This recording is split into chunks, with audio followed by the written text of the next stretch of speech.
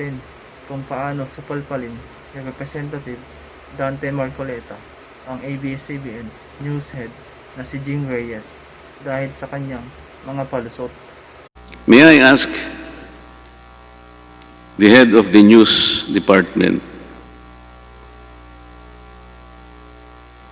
is splicing the content a standard practice in your news department? Thank you, Mr. Chair, Your Honor. Ang nangyari po sa interview... Madam, the question is answerable by yes or no. Is splicing the content a standard procedure being adopted in the news department of ABS-CBN? It is not standard for us to splice to maliciously mislead, Your Honor. You are saying that the good congresswoman is telling a lie. I am saying, Your Honor, that the soundbite was shortened, but there was a basis for that. She swore upon the grave of her father that that particular interview never happened. The interview happened over DZMM, Your Honor. Precisely. But what was shown was the interview in TV Patrol, which she denies. So, maliwanag po na in-splice ninyo. At malinaw talaga, nakita rin namin. Huwag kayong mag-alala pa, pakukuha din natin yon. At siguro lalo nating malilinawan yon. Ang sinasabi lang natin dito, sana magpakatapat na kayo, mulat mula pa kasi sinasabi na namin ito. Kung hindi po standard ang splicing ng content, sinasabi po ninyo, nagsisinungaling ang aming kasama rito. Is that you are trying to imply? Hindi po, Your Honor. Oh, Sinasabi ko lang po, ine-edit po namin ng mga video at soundbites, pero hindi po para mag-sinungaling o mag-mislead sa aming storya. May I repeat that? That particular interview never existed according to her. Pinipilit nyo, it existed, and you edited the content. Either you are implying that the good congresswoman is lying, or you are thinking of something else. No, Your Honor. Ang practice po kasi, minsan nag-i-interview po kami sa ibang platforms, and then gagamitin po yon sa mas maikling version sa ibang programa. Yun po ang nangyayari doon. But if the motivation is to deceive the public into believing that she did apologize to a particular organization na hindi naman talaga nangyari, ang biktima rito yung publiko. She was at the sick bed of her father. Nakita niya yon. Masakit, hindi ba? Ito yung pinag-uusapan natin. And then,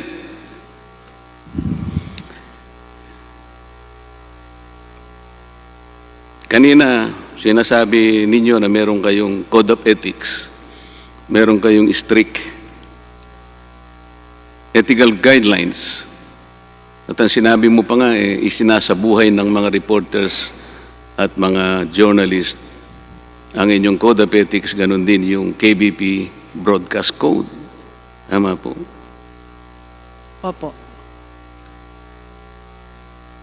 Alam niyo ba na habang ginaganap natin ang pagdinig dito sa kapulungan ito, I can remember, I think that's the first week of June, when one of your reporters texted me twice.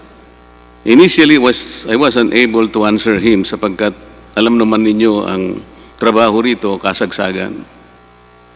Until I finally responded to his text messages. He was asking me to clarify and reconcile some of those things that he wanted me to clarify or reconcile. Sabi ko sa kanya sa text messages, baka mas maganda sana kung sa house na lang kung available. Chinek niya, the house is not available because at that time, binabawal na because of physical distancing. Okay, so sabi niya, by text messages again, pwede ho ba kayo sa Zoom? Sabi ko, okay lang sa akin yan. Did you know that the only condition I ask of him is that dapat meron na sanang ibang mga reporters din sa ibang networks, because I recall that some of them also asked for an interview and I was not able to comply. Sabi naman niya, okay po, so we will schedule a Zoom conference by tomorrow at 10:30 in the morning, and he will text me the link. Siguro yan mga between 4 o'clock to 4:30 ng hapon. At about 7 o'clock in the evening, ayun, pumitada na siya. At ang sinasabi pa niya doon, parang ako pang may kasalanan na matagal na raw niya akong kinokontak, ayaw ko naman daw sumagot at ang gusto ko pa raw kinabukasan. Eh sino ba yung nagpilit na makipag-zoom sa akin, hindi ba siya?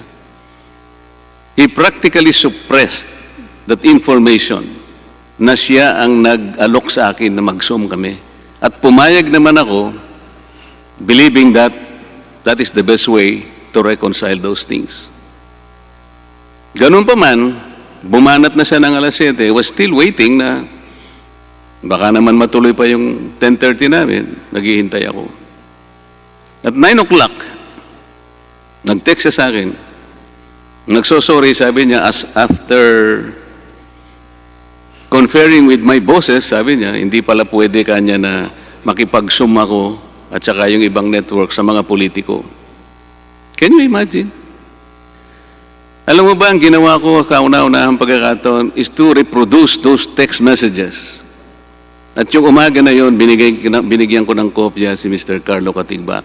And to his credit, he apologized to me, believing that he will ask. Sinabi naman niya, hayaan niyo po pagsasabihan ko.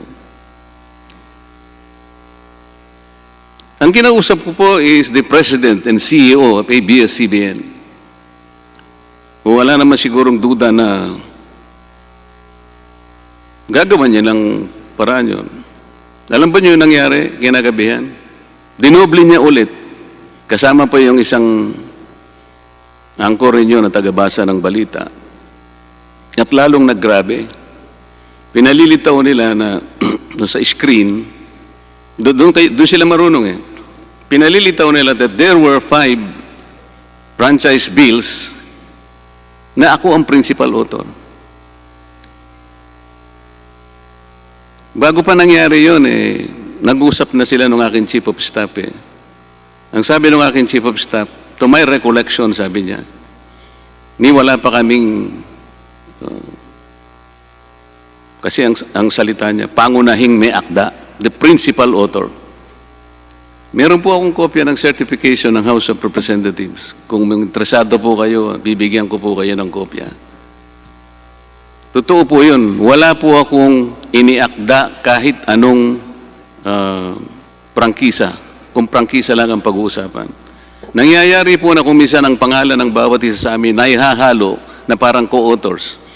Kung minsan po, consolidated po yun, somebody will move that all members present or the members of the franchise committee be made co-authors of this bill.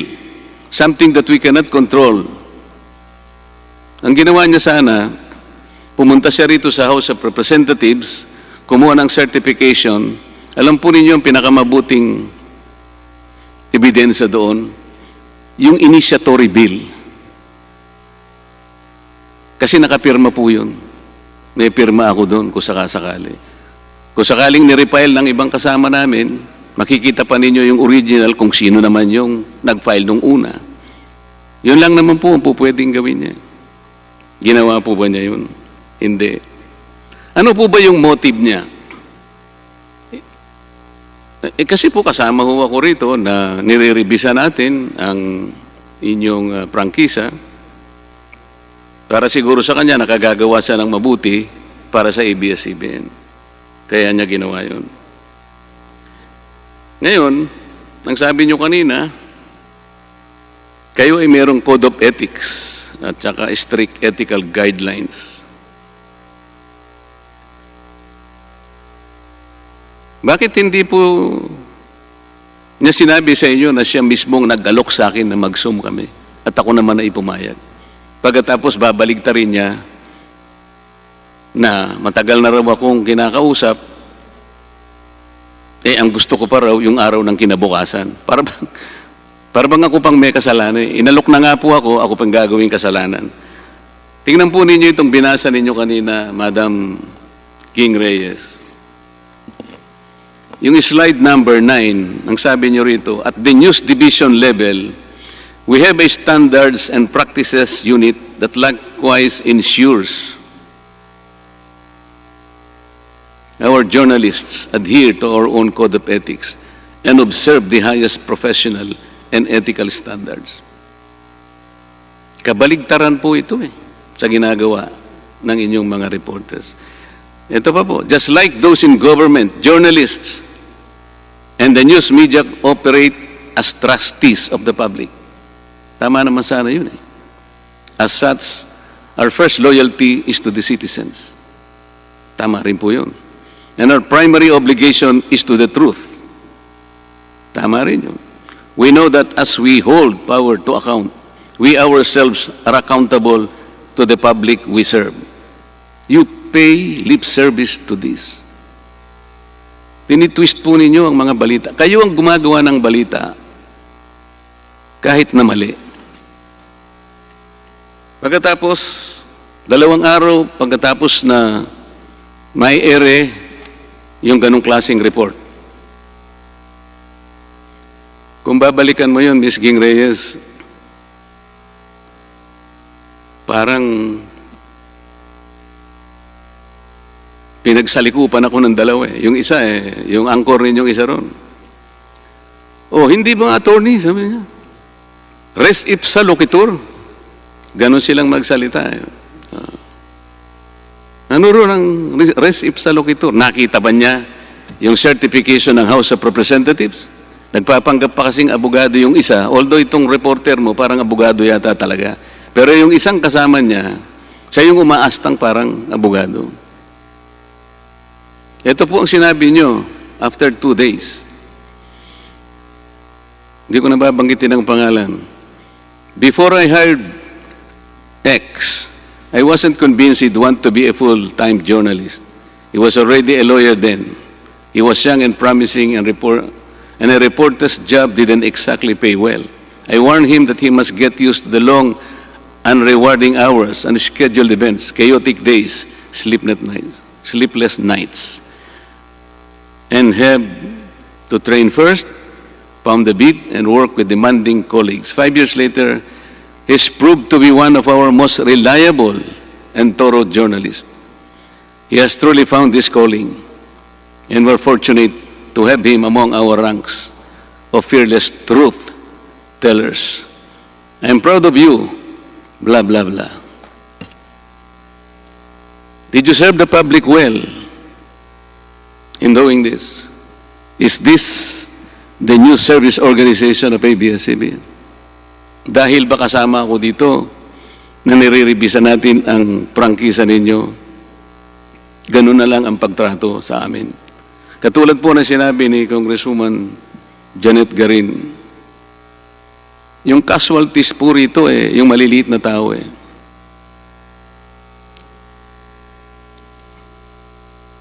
Meron kayong pananagutan na paglingkuran ninyo sila. Sabi ninyo, totoo naman yun Paano po sila makapagdidesisyon sa buhay nila kung may pinakakain nating balita sa kanila ay kabalintunaan, puro kabaligtaran?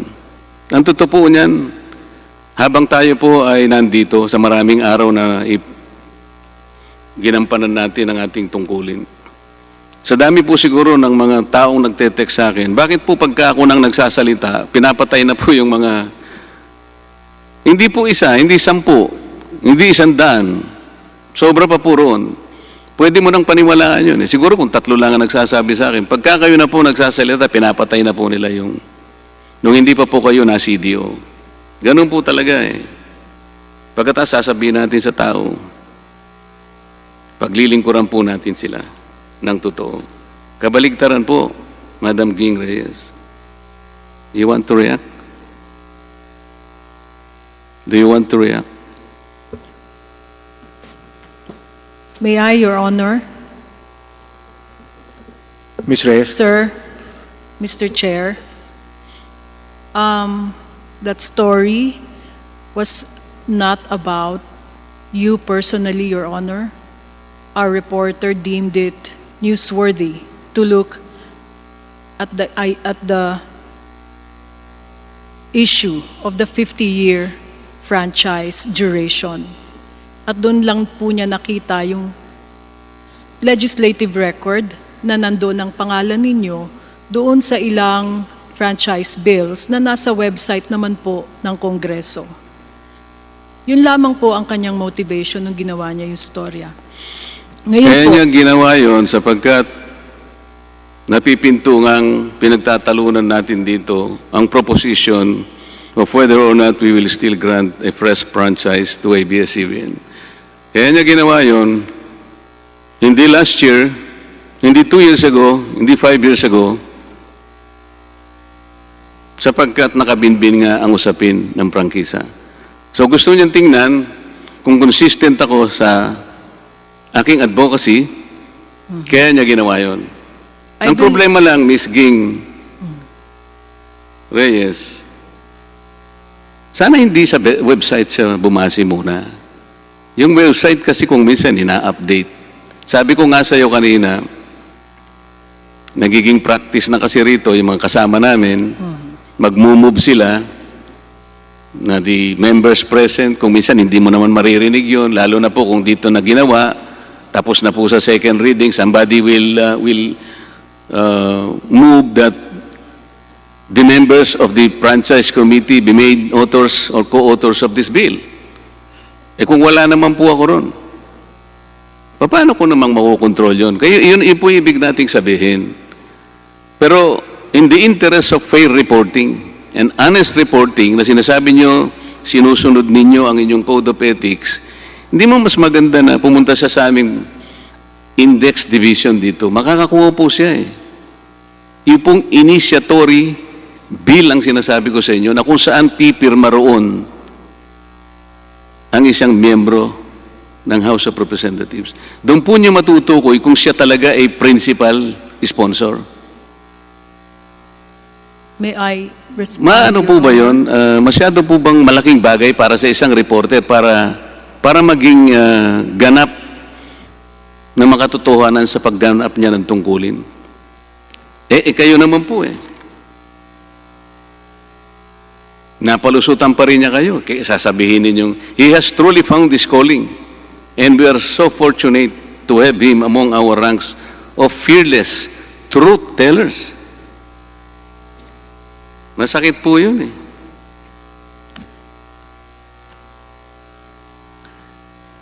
Kayo po ba naniniwala that the freedom of speech or the press freedom is a monopoly of a broadcasting corporation? No, Your Honor. Tama. Kasi kahit na sino pong mamamayan, karapatan niya rin ang press freedom. Karapatan niya na makakita, makarinig ng balita na totoo, na tunay, na walang kasinungalingan. Ang pinag-uusapan po natin dito ay prangkisa ninyo eh. Sabi kanina nung isang kasama naming nagsalita, hindi naman daw kaugnay ng prangkisa ninyo. Nakalimutan niya, nasa section 4 po ninyo yun. Your responsibility to the public. May nakalagay pa nga doon eh, willful misrepresentation.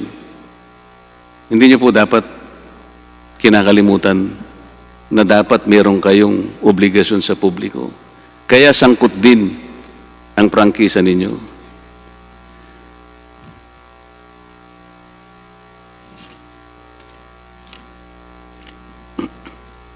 Ang sabi po ninyo ay balanse, objective. Bigyan ko po kayo ng halimbawa.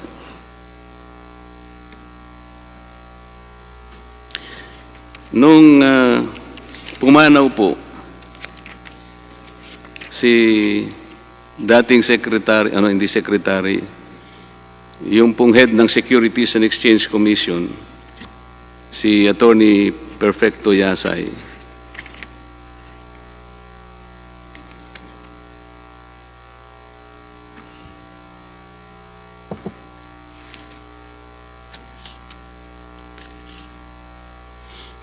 Ang headline po ninyo, ex-DFA Chips Yasay, o nga pala, ano pa siya, naging DFA nga po pala siya.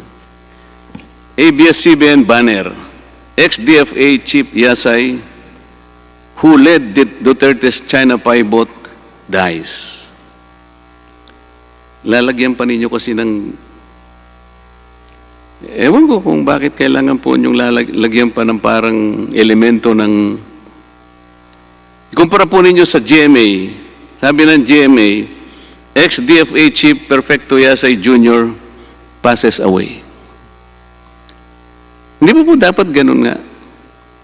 Yun po yung tama eh. That is the true and exact account of what happened.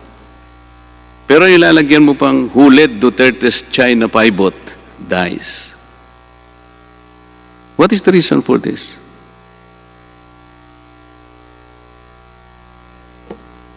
Your Honor, I'm not very familiar with that particular headline, but I remember seeing a headline in our digital stories that read, former DFA Chief Yasay passes away. So, Meron din po kasing iba-ibang entries sa storya, Your Honor. nasa online po ninyo eh. Ako po pagka sinasabi ko sa inyo, hindi ako magsisinungaling. Lalagyan pa ninyo ng flavor kasi. Lalagyan nyo pa ng palabok. Alam ba ninyo, ang katapat na parusa nun, halimbawa, bibigay ko po sa inyo. Sabi nyo kasi kanina, sinusunod ninyo yung KBP Code of Ethics. Broadcast Code of the Philippines, 2007, KBP. Ang sabi po doon sa Article 7, Section 2, persons affected by tragedy or grief shall be treated with sensitivity, respect, and discretion. They should be allowed to suffer their grief in private. Pero kung lalagyan mo pang ex-DFA Chief Yasay, who led Duterte's China pivot, dies. Your Ayun po Honor, ang there was style. nothing malicious in that headline. You will be the one to decide on that, Ms. Ging Reyes? Aren't you supposed to be the one to decide on whether or not there is malice in this? Because there was none, Your Honor. That is a fact. He was at the helm Kayo po of the ba Foreign ang- Affairs Department. Kayo po ba ang magja-justify nun o kami? Your Honor, we go through this editorial process every day. It is our job. And in headline writing, there are times when context is also needed. There are times when people noted or notable for certain achievements, those achievements are mentioned. It is not necessarily a negative thing, Your Honor. Napaka-basic lang po ng comparison na sinabi ko. Namatay po yung ex-DFA head. Ang basic na balita, ex-DFA Perfecto Yasa dies. Walang problema ron eh. Pero kung sasamutan mo ng flavor, nagkakaroon po ng kulay. Yun lang naman po ang problema. DDS, pa-like and share naman ng video na ito. At kung meron kayong reaction, i-comment nyo na lang sa baba ng video. At huwag nyo na din kalimutan mag-subscribe sa channel ko. Solid DDS.